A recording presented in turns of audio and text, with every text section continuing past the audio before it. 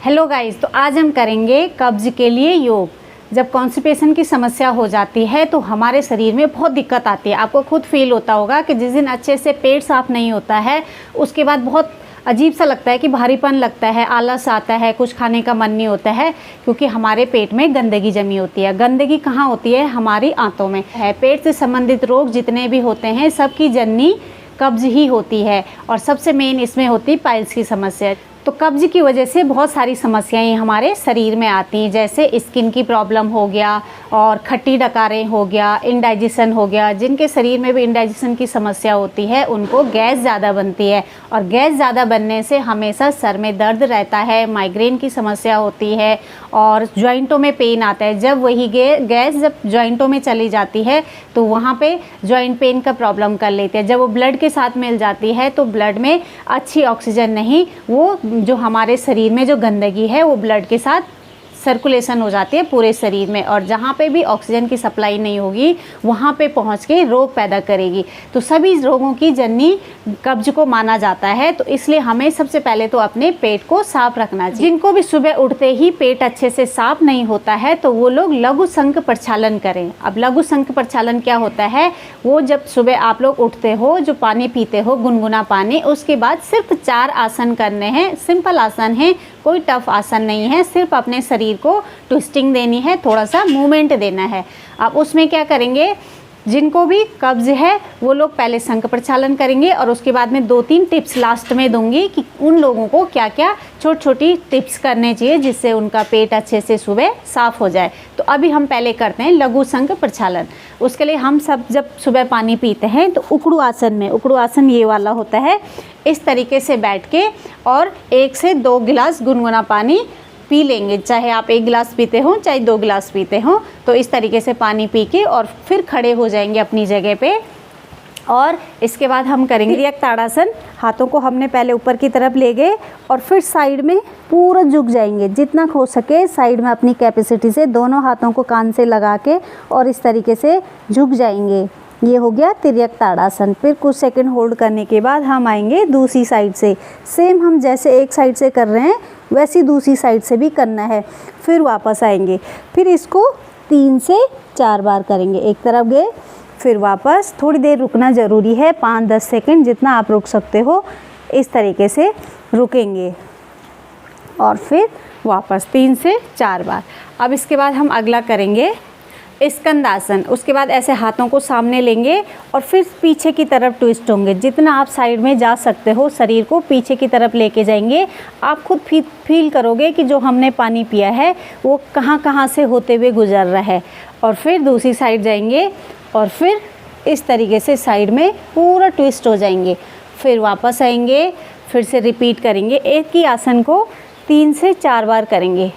फिर वापस, जितना हो सके वापस, फिर दूसरी साइड। ये हमने 3 से 4 बार करा।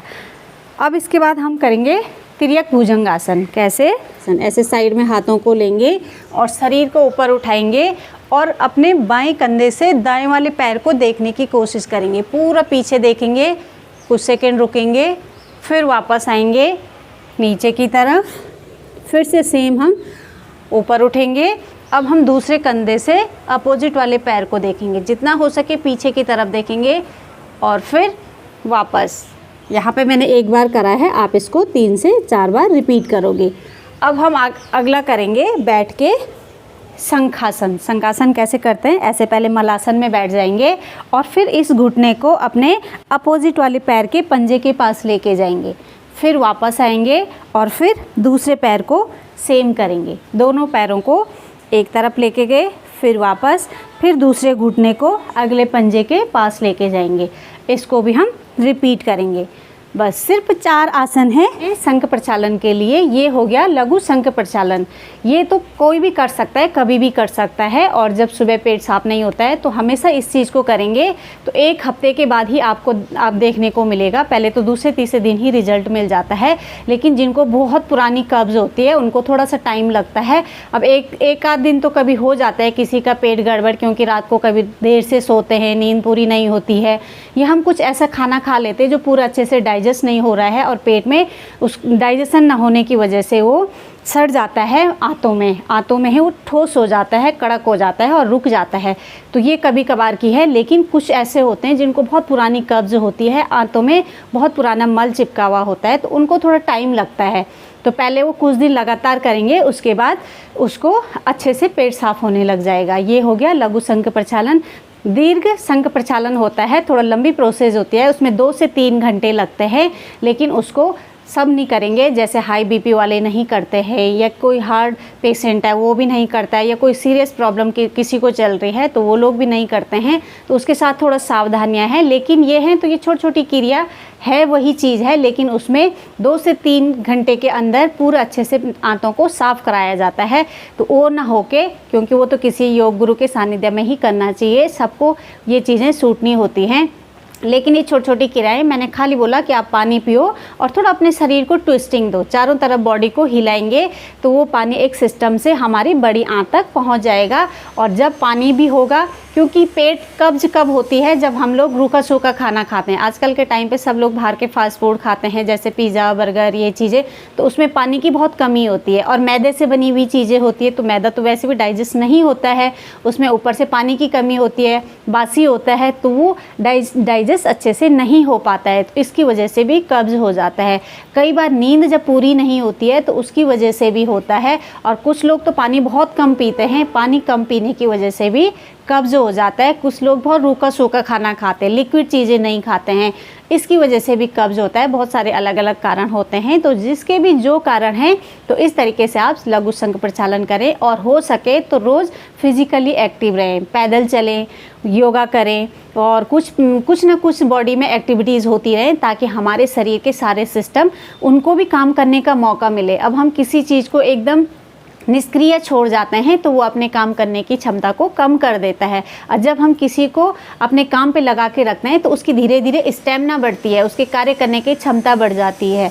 तो सेम वैसे ही हमारे डाइजेशन सिस्टम के साथ भी होता है कि यदि हम अपने आंतों को, लीवर को, किडनी को, सारे जो हमारे इंटरनल ऑर्गन्स हैं उनको भी काम नहीं देंगे। वैसे तो उनका काम होता है कि लीवर का काम है शरीर की गंदगी बाहर करना, और डाइजेशन सिस्टम इस हार्ट का काम है ब्लड की पंपिंग करना, फेफड़ों का काम है ऑक्सीजन की सप्लाई करना। ये चीज़ तो है, सबका अपना अपना काम है, लेकिन हम लोग क्या करते हैं कि पैदल नहीं चलते हैं, जिसकी वजह से क्या होता है कि ऑक्सीजन की सप्लाई कम हो जाती है। पैदल नहीं चलेंगे, एक ही जगह पे रहेंगे, छोटी छोटी सांस हमारे शरीर के अंदर आएगी, तो उसकी वजह से क्या होगा, शरीर की ऑक्सीजन की कमी हो जाएगी। और जब हम पैदल चलते हैं, योगा करते हैं, एक्सरसाइज करते हैं, तो हम डीप ब्रीदिंग करते हैं, सांसें लंबी लेते हैं, जिसकी वजह से क्या होता है कि सांसों की ऑक्सीजन की हमारे शरीर में सप्लाई हो जाती है और शरीर से रोग दूर हो जाते हैं। तो चलो, ये तो हो गई कब्ज की बात। अब हम 2-3 टिप्स बताएंगे लास्ट में कि जिन लोगों को कब्ज हो जाती है वो लोग क्या करें। तो सबसे पहले तो आप अपना पानी का इंटेक बढ़ाएं, जितना हम पानी पिएंगे उतना हमारा पेट अच्छे से साफ होगा। दूसरा, जो हम खाना खाते हैं उसको लिक्विड चीज़ें ज़्यादा लें। अगला इसमें है कि अपनी डाइट में फाइबर वाली चीज़ें लें। फाइबर वाली चीज़ें होती हैं, फ्रूट्स हो गया, सब्जियां हो गई, क्योंकि फ्रूट्स को हम छिलके सहित ही खाते हैं, जैसे एप्पल हो गया, अमरूद हो गया, ये चीज़ खाते हैं, तो वो फाइबर का काम करता है कि शरीर में आंतों की सफाई करता है, जो मल चिपका हुआ है उसको बाहर धक्का देने में वो सहायक होता है।